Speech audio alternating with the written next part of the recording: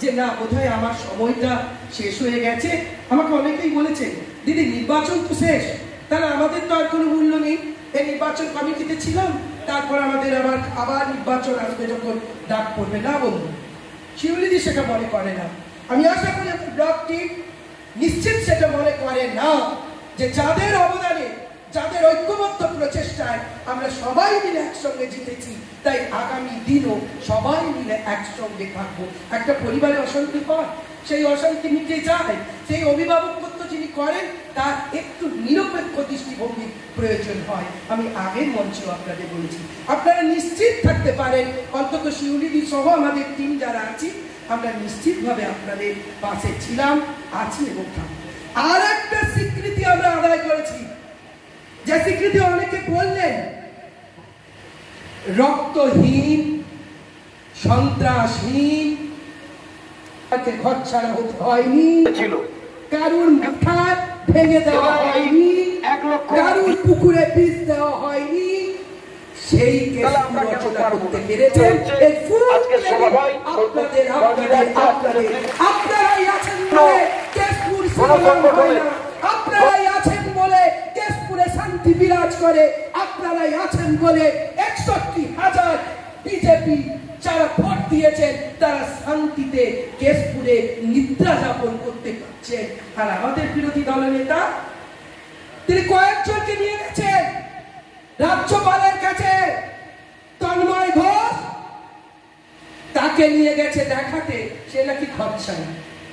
আমি দেখলাম না, জাতের যাদের ঠিক থাকে না, ধর্মের যাদের ঠিক থাকে না, তাদের বলা না বলা দুটোই ঠিক। মানে আমি জানি না তিনি নাকি খরচা, তাকে নিয়ে সঙ্গে করে আমার দাদা নিয়ে গেছেন। আমাদের দাদা ছিলেন বিরোধী দলের নেতা, বলছে কেশপুরের ঘর ছাড়া মানুষ আছে। আমি গেছিলাম খেজুরিতে, মুখোশটা খুলে দিয়ে এসেছি।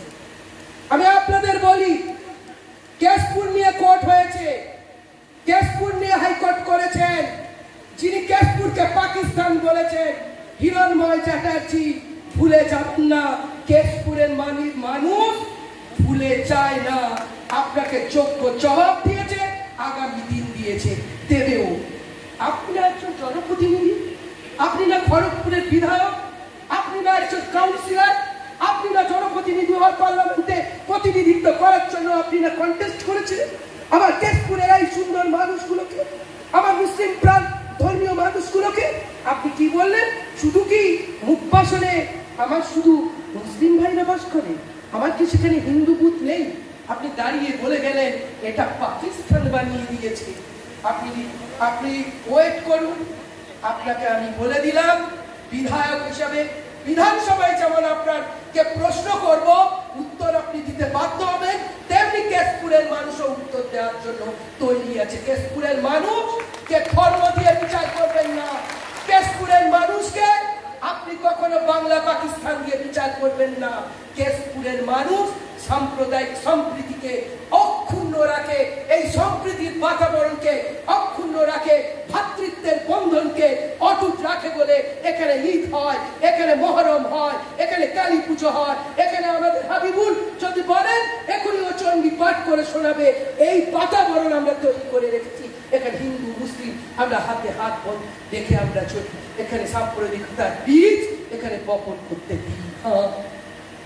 যেমন হয় না এখানে মানুষদের শুভ গুণ, এই মানুষদের আমি পায়ে সেলাম করি, আমি প্রণাম করি।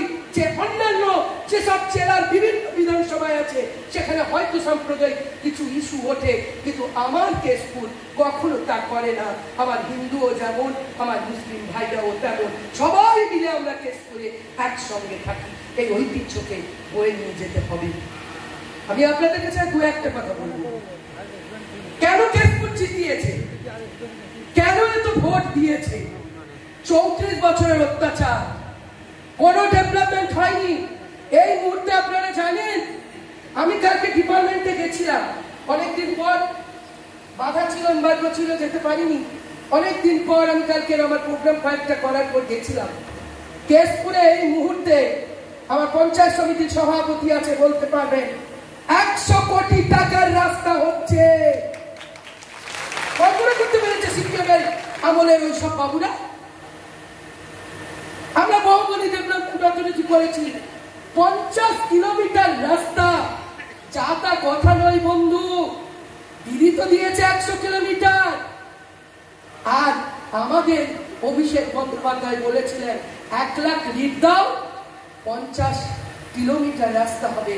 অলরেডি আমার ডিপার্টমেন্টকে অর্ডার দিয়েছে, আমার সেক্রেটারি উদ্গানাতন এখানে ডিএম কে অর্ডার দিয়েছে, ডিএম ভিডিওকে অলরেডি রাস্তা সার্ভে করতে বলে দিয়েছে কোন কোন রাস্তা